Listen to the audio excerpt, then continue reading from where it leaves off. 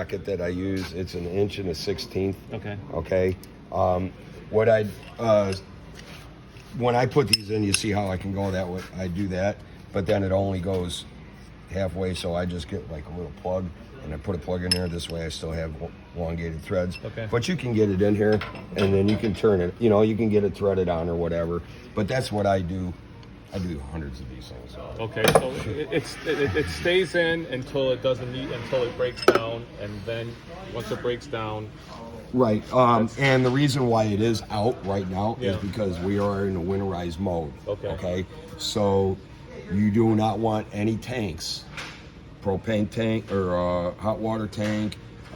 If you had like dump tanks, like a gray tank or a black tank, like these big guys here, we dump those. You leave the gates open. You want tanks to breathe. If tanks are closed up and there's any condensation in there, any water in there, not so much condensation, but water in there, it will split that tank. And then you just bought a $1,000 tank. Okay. Plus labor. So that's why that's out. This is why this is out. Okay. We do not, when we winterize, we do not fill these tanks up with 6 gallons of antifreeze, because this tank is a 6-gallon tank. Okay. So there's bypass valves on the back side of the tank. I'll show you that when we go inside, okay?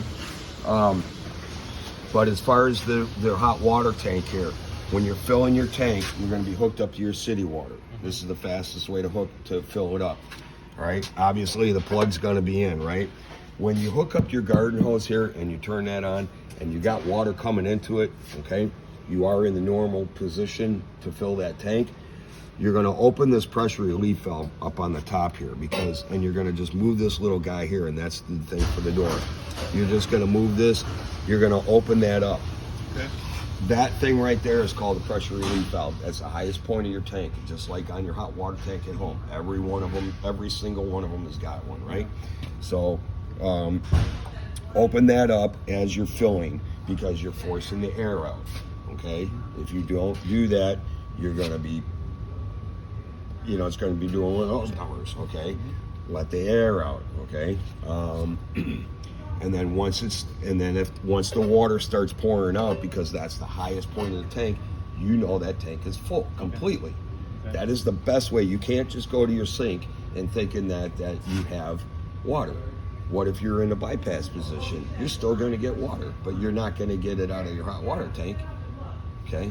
So as far as that, because it's bypass.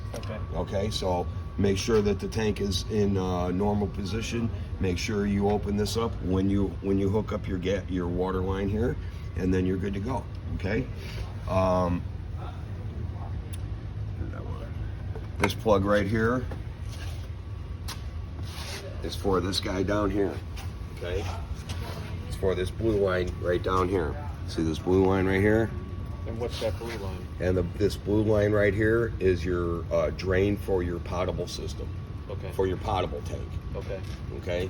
When we winterize, we don't put anything in there. We open the cap and let it drain out. You do not need to put anything in there. Okay. I've seen people fill those things, 20 gallons.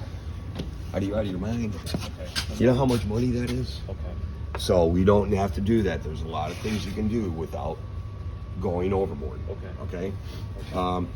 But make sure that the tank is full of water before you fire it up on gas. Okay.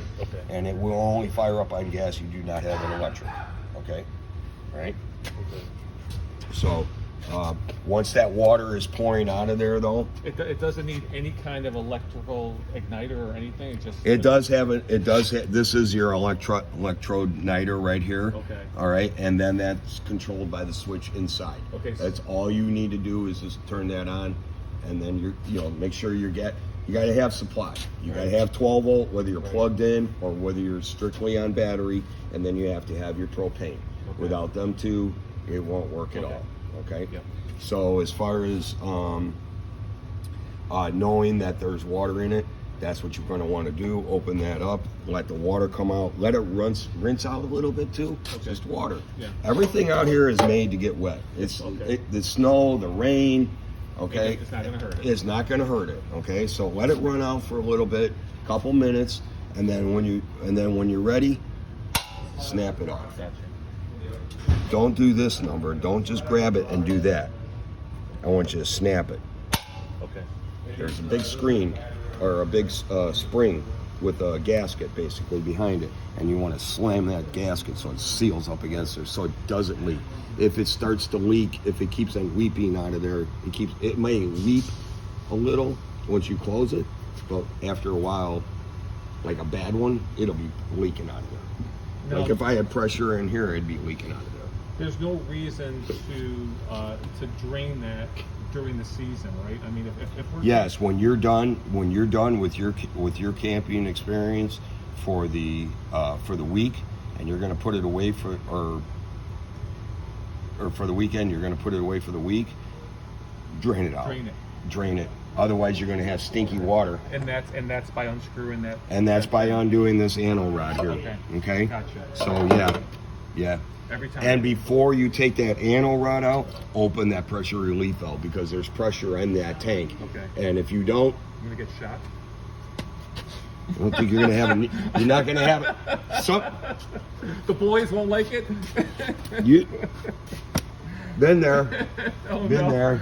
Okay. Yeah. All right. Yeah. You don't want to do that. Yeah. Some tanks are up higher, and I've had one hit me right in the gut. So, plus I get in full of water. I'm just loaded with water. Now so. that's just for the hot water. So This how is about- just your hot water How tank. about for the regular the regular cold water?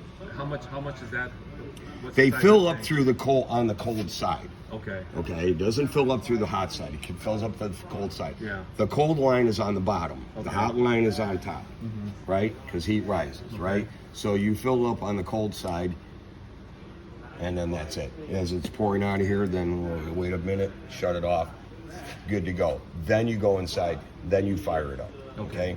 But as far as your question, On the cold side, is there any draining you have to do on a weekly basis for that or no? no. The only thing that you could do is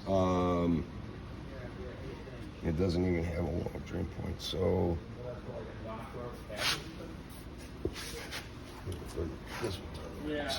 as far as your water system, what you have here, just drain it out of this. All right. When you pull this rod out to drain this tank, open up your faucet. Okay. And let the air come out because it's up here and everything is down here. So let it and come down. That'll help force it out. Yep. Okay. Now, if you guys go on boondocking and you forgot to fill this hot water tank full of water through your city, okay, right? But you filled your potable tank, okay, right? Because you're going to want to fill your potable tank, right? Because you're going to need it for doing dishes, things like that. You have a toilet in there for flushing the toilet, things like that, right? Okay. So if you forget to fill your hot water tank before you go boondocking, okay, and you only filled your potable tank, you could turn your water pump on. That will fill your hot water tank. Okay. But now you're taking 6 out, putting 6 in. Right. You're doing these numbers. Before you both go, get both of these filled up. Fill your hot water tank here, fill your potable tank here. You got both your tanks ready to go. You're ready to set in stone. So by driving with full tanks, all you're doing is adding to the weight, no big deal? That's it. Okay. That's it. You're good to go. It's not like it's a big deal. You're only adding maybe 6 pounds, 10 pounds. Okay. It's not like you're putting 50 pounds of firewood in there. Gotcha. Okay. All right. So, but yeah, when you're gonna go, fill them both. This way you know you have water. Now with your potable system here, one other thing you can do once a year, 6 months. I don't care when you do it, how often you do it. I don't suggest you do it too often. But what you could do is you get yourself a little funnel, and then you get yourself a little bit of bleach. Get a cap full of bleach. Pour some bleach in there. Then stick the garden hose in here. Okay? Just take the end off of the hose. You're not your sprayer. Just straight hose it. Stick it in there. Trickle it in. Don't force it in, because that thing is spitting out all over at you. You'll know what I'm talking about if you do it. Okay? So trickle it in, let it go. You want to know how much water is in that tank. Okay, you can take the bed apart and you can see the tank, because that's what we're gonna do. Okay, we're gonna show you. I'm gonna show you where that tank's at, and you can see that because there is no monitor board for the level of the tank, Okay. and that is basically your only tank. Okay. Okay, so there is no water, there is no monitor board to tell you where you're at. Okay. Okay, it's not like one of these guys. Okay. Okay, so all right, that's the kind of, it's kind of a primitive but not primitive. Okay. You know what I mean?